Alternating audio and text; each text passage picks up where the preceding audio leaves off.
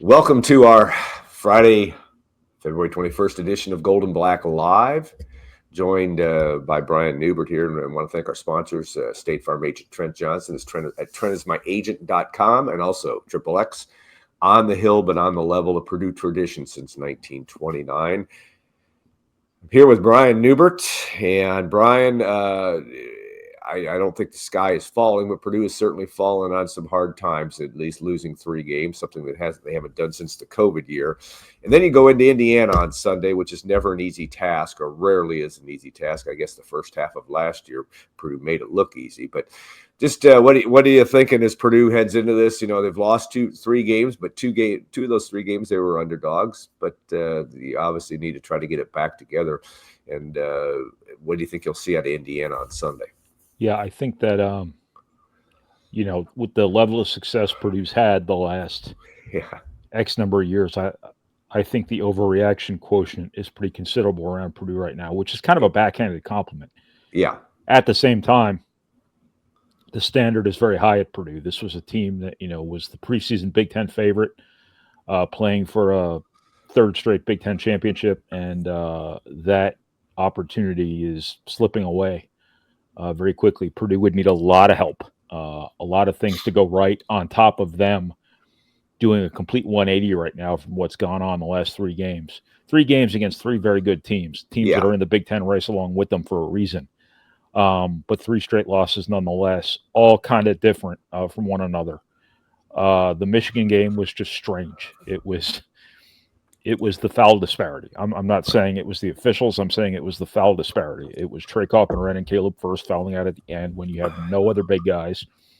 It was your relative lack of size showing up for one of the few times this season in a really impactful way. The Wisconsin game was Wisconsin being awesome, plus Purdue really slipping on defense. And when I say slipping on defense, that means Purdue slipping, but it also means the opponents figuring Purdue out. That is part of this.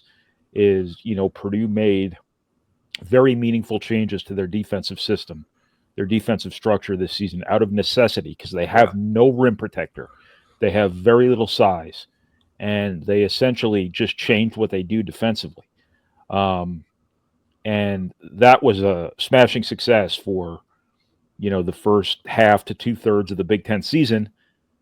The problem is you put half to 2/3 of a Big Ten season on tape, and Big Ten coaches, make a lot of money for a reason. And they figured some things out that the people Purdue played earlier in January and, in early February couldn't or didn't. And it's kind of shown up. Wisconsin really sort of laid a blueprint there on how to score against Purdue. Wisconsin is uniquely engineered to do that. But then when you look at what happened against Michigan State, too, it was turnovers. It wasn't a horrible number of turnovers with 12, but it was the fact Michigan State scored off every one of them, I think. That was the real problem. But Purdue couldn't stop a simple ball screen down the stretch of that game. And that, again, goes back to Purdue kind of slipping a little bit defensively. And, I figured the Wisconsin game was an opportunity for Purdue to kind of let it sink in what got them here. And that was their defensive improvement. And, they had their moments in the first half where they looked pretty good. And then in the second half, I think opponents the last 2 games are shooting 70% after halftime, which is not going to win you a lot of basketball games, obviously. So Purdue's got to get back to, they're not going to be the same team defensively that they were in January, because people know what they're doing now. Right. But they have to get back to being, a better than average defensive team while continuing to be very good offensively, which they kind of have been. That gets lost in this, is they're shooting a really high percentage. Trey Copenren's on an absolute tear. Braden Smith is Braden Smith, and they're playing pretty well offensively. They just got to play both ends of the floor like they were a month ago. You said something interesting, which is true. You look at the Wisconsin game and the Michigan State game. Maybe Michigan State a little bit later into the first half, but Purdue did get off to good starts and had sizable, not huge leads, but nearly double digit leads in both those games. Michigan State might have been only seven. But my point is that it's not like they've got smashed in the mouth to start these games, and yet and Michigan, they led 37-28 until the Wolverines scored the last 7 points of the half or whatever that was to bring it within two. Yeah. And my numbers may not be right there, but what factor is that? Again, it's not like they're getting off to a bad start. They're just and yet in the second half, defensively, they just haven't been able to get the job done. Well, the Michigan State games related to Trey Kaufman-Renn picking up fouls. No question. And it's a pretty common occurrence and again, it's not outlandish to point out that, hey, when the Big Ten's leading scorer comes out of the game, things change, but things are changing pretty profoundly. Whether it's connected or not, I can't say. Matt Painter seems to have taken a little bit of, I don't want to say exception, but he seems to bristle at the suggestion that they can't get good shots without Trey Kaufman-Renn on the floor, which I haven't exactly said. I've just kind of pointed out that, a lot of these runs have aligned with Trey Kaufman-Renn going out, but that's been part of it. Purdue's inability to A, get to the foul line, and B, keep the opponent off the foul line. When you look at these foul disparities in these games, it's low-hanging fruit to say the officials aren't helping Purdue, but Purdue has to earn help too. They got to keep the ball in front of them, and they have to do what you need to do to get on the right side of that foul count. And as of right now, they're getting a lot of little ticky-tack fouls. I think they're getting penalized, for having to overachieve as a rebounding team because they don't have that one physical presence that was the one drawing the fouls instead of being called for them. Yeah. And I think there's just been a lot of reach-ins. There's been a lot of very, very close, to say the least, reach-ins or whatever it might be that have really come back to haunt Purdue. They add up, man. The moving screens, the reach-ins on the rebounds, those things get opponents to bonuses. And then when you're in the bonus and you struggle to stop the dribble, you're cooked. Purdue couldn't defend down the stretch of that Michigan game, even if it wanted to. Purdue couldn't defend down the stretch of that Wisconsin game, even if it had anything positive going for it defensively, because you couldn't be physical. And you're seeing Purdue having to concede layups at times at the basket that they might not ordinarily concede because these foul counts are just burying them. And, how that turns around, I don't know, but keeping the basketball in front of you against the dribble would be a good start. Well, Caleb, first too, it's been first and Trey Kaufman-Renn, and Purdue's only measurable, Raleigh Burgess to some extent, but having first foul trouble is also a problem. Not as big a problem as Kaufman-Renn's, but it's been a problem here and really limits Purdue around the basket in that situation. Yeah, no, you are starting to see. I think, and this could go a lot of different ways, but you're starting to feel Daniel Jacobson's loss. Yeah. Now, when I say that, I have to qualify that by saying you don't know what Daniel Jacobson would have been right now. No question. At this stage of the season. Either he would have been coming into his own with experience, or he would have been so worn down physically from people beating him up all Big Ten season and from the natural rigors of a freshman year that maybe he would be really struggling. But having a 7'4" guy at the rim would clean up a lot of Purdue's issues. He would accidentally get 4 or 5 rebounds a game that he could reach that nobody else can reach. Right. He would draw 3 or 4 fouls a game from people who just couldn't reach as high as he can reach, having to undercut him and just push him and things like that. And it would make a big difference if he was in a position at this stage of his freshman year where he could be a valuable contributor. And that first game and 1 minute that he played for Purdue, whatever it was, he looked like a guy who could help you. I mean, he blocked 3 shots in the first game. And, with those 3 blocked shots, he's going to finish top 10 on the roster this year. If not like top 8, I'll have to go back and look. Purdue has no shot blockers. Nothing. And I think that Daniel Jacobson had that first game in a minute, been something that would have reflected reality later in the season, is a guy who would have gotten you 3 or 4 rebounds a game, would have gotten you 2 putbacks a game, probably would have drawn 2 or 3 fouls a game, and all of those things would be really, really valuable right now. On top of the fact that when Trey Kaufman and Caleb Furst are both in foul trouble at the end of the Michigan game, you have somebody else to turn to. Riley Burgess is going to be a good player at Purdue, most likely, but he is not ready for those situations, nor do I think anyone expected him to be. Remember, this guy came razor close to redshirting.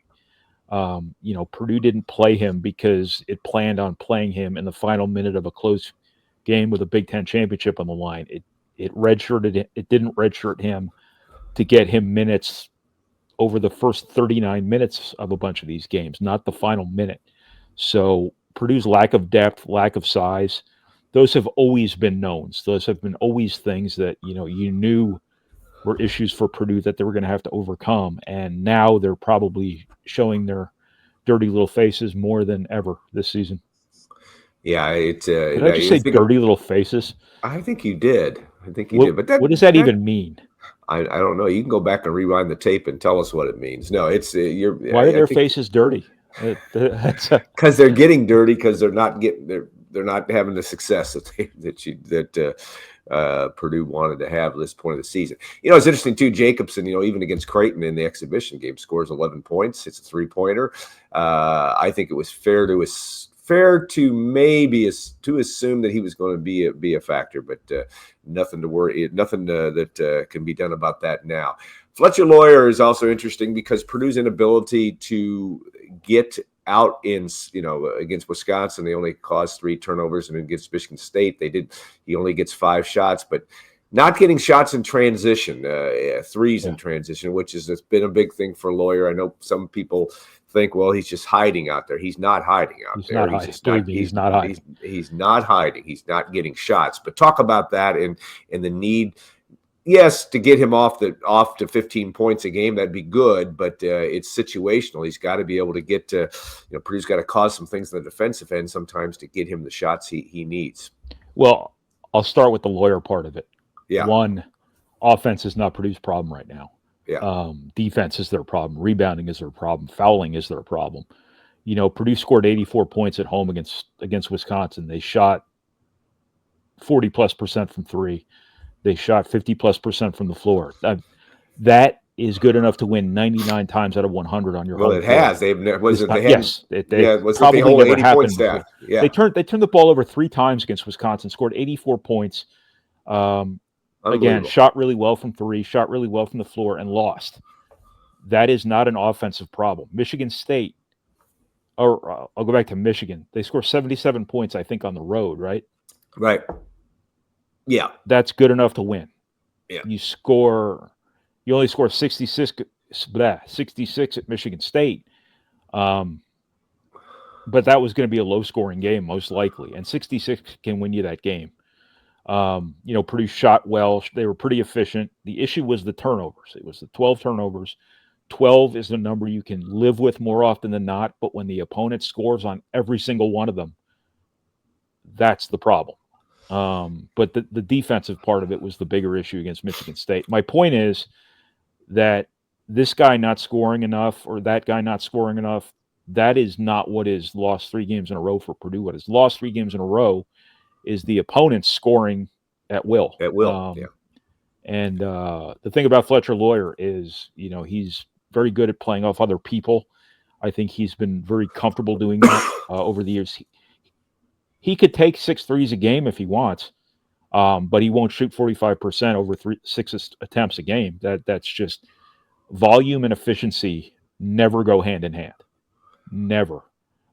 They don't conflate a shooting percentage with increased volume as if they will ebb and flow proportionally. He could do that. It would be fun to see what would happen if he did it, but at the same time, Trey Kaufman is going to lead the Big Ten in scoring. That's a pretty good place to go with the ball. Braden Smith's going to have the ball a lot, and they want him looking to score. Having Fletcher Lawyer to run a couple of plays for a game, a couple of inbound plays a game, and to play off Kaufman and Smith that's a pretty good weapon. I don't think you necessarily want him jacking up threes at the expense of those other guys getting their touches. I understand. Fletcher Lawyer is a really good player. I think people still haven't grasped that yet. Offensively, he is a really, really high level player. The numbers uh, aren't going to illustrate that because he's not the highest usage player in the world. If you want him to be the highest usage player on the team, that would be a choice. But you've got a couple other really good destinations on offense that are panning out for you right now. So needing someone else to shoot more, would not only yield unknown results, but it might hurt you because of what Trey Kaufman is doing right now. What was the other part of your question? That was just the main one with respect to Lawyer and offensive efficiency and But Purdue's inability he is to also get runouts because of not causing enough yeah. turnovers. I'll get there real quick. People Yeah. also don't. I don't know if people necessarily notice what Fletcher Lawyer's gravity on offense means to the other guys, all the motions they run him off, all the sacrificial stuff, what that means to Trey Kaufman-Ren's productivity and what that means for Braden Smith's productivity and things like that. The respect he commands opens things up for other people. And that's always been an important part of the role of that quote-unquote shooter, whether it was Sasha Stefanovic, Dakota Mathias, Ryan Klein, Carson Edwards, whoever it might be. He's been a good passer. He is making a concerted effort to attack closeouts off the dribble. He's drawn a lot of fouls that way. He's made runners all season that way. It's just not necessarily happening every game, and it's not happening so often you're getting to that 12, 13, 14, 15 points a game level, but he is being productive. And I don't think I don't think taking one game and protracting that over his whole season is necessarily the thing to do. I think he only had 8 points at Michigan State. One of them was on a three-pointer at the buzzer, so he essentially had 5 points when the game wasn't decided. You'd like more, yeah, but as I said before, offense isn't really Purdue's problem. The thing about the turnovers is, people were so blindsided by what Purdue was doing defensively in January, which really wasn't all that revolutionary. I mean, it's stuff other teams do, just maybe not as much in the Big Ten other than Nebraska. They were so sucker punched by that. And, Purdue, I think, played some of the lower IQ offensive teams in the league. They turned the ball over a ton, and that was a huge boon to Purdue's offense. That's part of the reason why Purdue's offensive efficiency has been off the charts this season. But it also just took so many possessions away from opponents that Purdue was winning that mathematics game there. Once people started getting their legs under them in terms of what Purdue was doing defensively, they became more offensive toward it as opposed to defensive toward it, and they stopped turning the ball over. And that's been, probably the biggest difference in these last couple of games is that people haven't turned the ball over quite as much, and that's maybe not a failing on Purdue's part as much as it is a adjustment on offense's part, because it wasn't, even with what Purdue was doing, it wasn't the highest pressure defense in college basketball. The guards were getting good pressure on the basketball. I think that's really important, and that's something that's fallen off here lately. But other than that, I think the turnovers were largely about opponents just kind of not being ready for what was coming at them. And if Purdue can get back to that, great. But I think everything they're going to do is, there are no secrets anymore. So Purdue's just going to have to be that much better at what they're doing, I guess. Braden Smith at playing 40 minutes or 39 minutes and 30 seconds against Michigan State, but is playing that. Nobody's probably built better to play that amount of time, his energy level and all of that. But how big a factor, and not necessarily the 40 minutes, but just the load he has to carry, especially when Trey Kaufman-Renn is in foul trouble. I mean, how do you see that weighing with him, and is it a factor for what his productivity has been and will be for the rest of the season, do you think? Yeah, I don't know if he's tired per se. I think he's got a lot on his plate. I think mentally there's a lot of demands on him that can wear people down. The schedule these teams play these days. Yeah. I think the one time that he looked like he wasn't himself was the Ohio State game. And that, to me, people are tired of hearing me say this, but it's true, so I'm going to keep saying it. That was the fourth of 5 straight 3-day turnarounds for Purdue, and that span covered both coasts.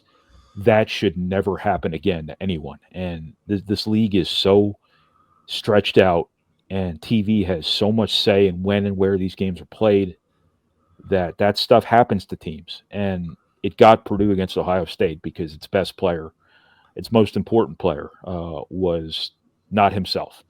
And that's the reason Purdue lost that game, above all others, if not the only reason Purdue lost that game.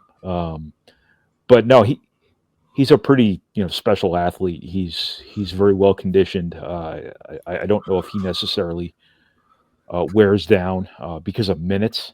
I think it's important for these guys to get days off, and they finally got a day off after the first Michigan game, and that they just got 2 days off here after Michigan State, and the games are kind of spread out now, so people should be able to get their legs back under them, get their heads straight, and whatnot, and but no, I just think he wants that responsibility. I think Matt Painter trying to take him out of the game would be one of those situations where you're kind of sticking your hand in the Barracuda tank. Yeah. I don't know if you necessarily want to. He wasn't happy when he went out against Michigan State. He came out against Michigan State because he was upset with the officials, and he was talking about that 3-pointer he shot that I think he thought he got fouled on. I didn't get a good enough look at it to comment, but just on TV it looked that way a little bit. But I do see Purdue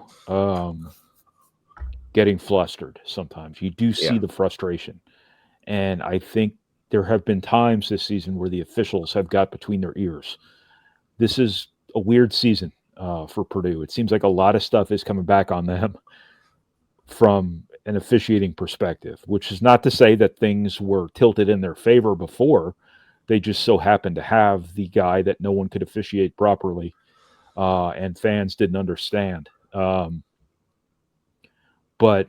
some of the stuff that is going on with like the moving screens that happen when the fouls are uneven, you can call that 25 times a game if you want, but when fouls are 5-1, it's getting called all the time to even things up. And the thing that happened to Camden Heide on his moving screen yesterday came right after Michigan State literally knocked Miles Colvin out of the game, and on a clear moving screen. And that's part of college basketball. I mean, the officials are humans. They're not robots. And you can't see everything all the time, and you sure as hell can't call everything that happens. But it does seem like Purdue's had some really, really tough luck this season. Some of the fouls against Michigan that took Kaufman-Renn and Caleb Furst out of the game at the end and arguably cost Purdue that game. Probably not arguably cost Purdue that game, were pretty light. And, the second foul on Kaufman-Renn at Michigan State I'm still not sure what happened. I don't think he knows what happened. He thought it was on Caleb Furst. I thought it was on Caleb Furst. I did too, yeah. But I also didn't see a foul, so I don't know. But when he picks up that second foul and comes out, connected or not, as I said before, I don't know. I can't say with certainty that changes things for Purdue, other than the fact that the Big Ten's leading scorer leaving the game is going to affect anyone. Any team, right. But opponents' runs have dovetailed very closely on a number of occasions with Trey Kaufman-Renn going out with fouls. And when that happens, Braden Smith has to do more. You saw against Iowa, he just went Russell Westbrook and just started making jump shots left and right and carried Purdue through that. At Michigan State, he seemed to be trying to do too much against a defense that was geared up 100% on him in those moments. Dribbled too much, probably got a little too deep, turned the ball over a few times, and, bad things happened. And it's just, there is no positive side to your destination player on offense, the Big Ten's leading scorer, leaving the game. It's a matter of whether or not that is throwing Purdue off, whether it's destabilizing Purdue.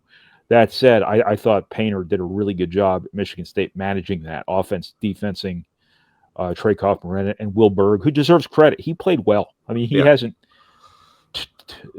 to my Hasn't only semi-trained eye, he seemed to do his job when he was out there in a really weird spot because he hadn't played in weeks, um, hadn't played a meaningful minute in months probably.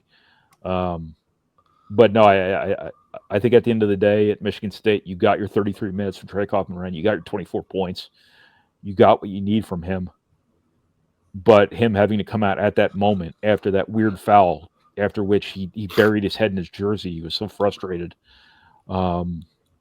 That couldn't help because Purdue was up 7 like a few seconds before, and a few seconds later, Michigan State goes on an 8-0 run. So, coincidence or not, I don't know, but Purdue needs Trey Kaufman out there. Yeah, no question. All right, Sunday, Bloomington, never an easy game for Purdue, like I said earlier, but and you'd written and talked about how really the Indiana game on January 31st, I believe it was maybe the start of some of Purdue's defensive challenges.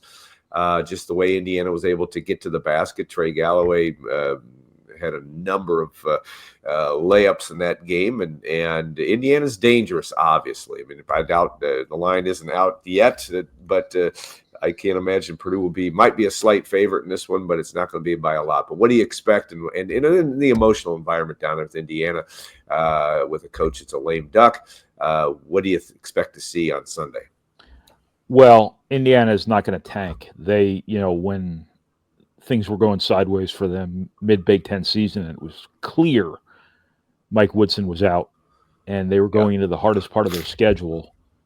You sort of wondered if they weren't just going to kind of pack their bags and just cash their paychecks and be done with it and just kind of lose out. But them finding a way to win at Michigan State, I think that was probably more about Michigan State and its second game back after its West Coast trip. A trend in the Big Ten, by the way, losing your second game after you come back from the West Coast. But they found a way to win at Michigan State. They were cooked against UCLA. Right. They came back and had a chance at the end, and they've just played. They've shown some pride, and I think the players deserve credit for that under some pretty difficult circumstances. They obviously, I failed to mention, they damn near beat Purdue in Mackey Arena, which, no one expected to even be a possibility. I don't think anyone Purdue associated even fathomed the possibility that Indiana was going to come into Purdue and win that game. They damn near did. And they led with 2 minutes to go, right? Purdue had to pull that out at the end, and to Purdue's credit, it did. But as you mentioned, that was kind of the first sign of trouble for Purdue when they couldn't stop Trey Galloway and Umar Ballo in those side ball screens. Right. And, Purdue really struggled with Umar Ballo's size. That was one of those moments when Purdue's deficiencies that they've been doing such a good job overcoming in January really came back to bear. Those dirty little faces I mentioned before, rearing themselves. Again, I don't know why the faces are dirty, but they have been rearing themselves. So, Purdue's got to be better defensively than it's been. They've got to be really good on the glass. They've got to keep Ballo off the glass. They've got to keep Ballo out of those lob dunks, which Michigan State, by the way, just threw down like 7 of them. They had 10 in the game, right? Total. Not all map. Yeah. I mean, Purdue's the better team here, but Purdue's not winning right now. Yeah. So I would be ready for anything. Indiana's a bad shooting team, but so is Michigan State. And, bad shooting teams that get really good looks tend to be better shooting teams than their numbers indicate. So Purdue's got to make sure that they don't give them opportunities enough like they did Robert Finney a couple years ago. They just gave him open shots by not being good enough defensively. He gets in a rhythm, and suddenly, of all people, Robert Finney wins that game for them on their home floor. Jaden Ivey getting hurt right before the game didn't help, but they've got to make sure that they respect everybody on the floor for Indiana. Malik Renault is a different player now than he was before, and that's going to change things for them a little bit. But no, I would go into this game if I'm Purdue, and I'm sure they will, expecting the very best Indiana has to throw at them because Purdue's already seen it. Yeah. And there's no reason to think Indiana will not will be something less than it was before on its own home floor.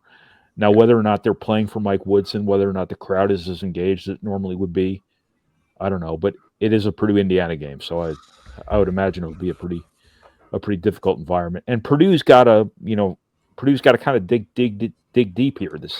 This team is not used to this. They're not used to losing 3 straight games. They're used to winning these championship stakes games. You remember the game at Illinois last year? I think that had they already. That was that was a chance to win it. Yeah, that got them the outright title. Right. But Purdue is used to winning these games. Going to Wisconsin last year when they're number 6 in the country, Purdue's used to winning those games, and right now they've lost 3 in a row, and it's got to at some point bring something out of them. These are guys who played in the Final Four. They played for a national title. If there's something in there that can be brought out at the right time, that time was 3 games ago, or that time was 2 games ago, or that time was 1 game ago, but that time is sure as hell right now. So it's kind of a pride check time for Purdue now for all that experience to start showing up. All right. Well, we will be watching closely on Sunday afternoon, 1:30 tip-off in Assembly Hall. Brian, thank you. We appreciate, as always, your expertise and very well explained about where Purdue basketball is right now. Now we will take a short break and come back. Tom Dienhart will join us to talk a little bit about he's been talking to the assistant coaches this week, Purdue football. We'll hit a little bit of that, and we'll be back in a couple of minutes here on Gold and Black Live.